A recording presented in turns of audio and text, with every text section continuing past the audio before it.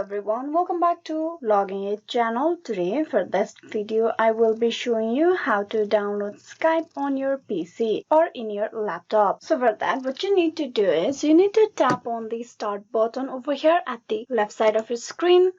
There you need to tap open the Microsoft Store. You click on Microsoft Store. Once you open the Microsoft Store, you need to click on the search icon over here, and there you need to type in Skype and then press enter.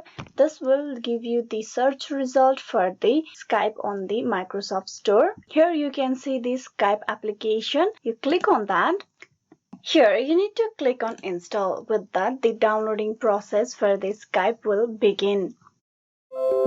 And with that, the downloading of the Skype is completed. Now you click on launch, click on let's go, and then you need to get logged in into your account. The downloaded Skype app will either get pinned to your taskbar, or you can also have the icon over here on the desktop. So this is how you can download and install the Skype for your PC. Hope this video was useful. Please like and subscribe the Logging It channel, and also don't forget to click on bell icon for the notification and updates.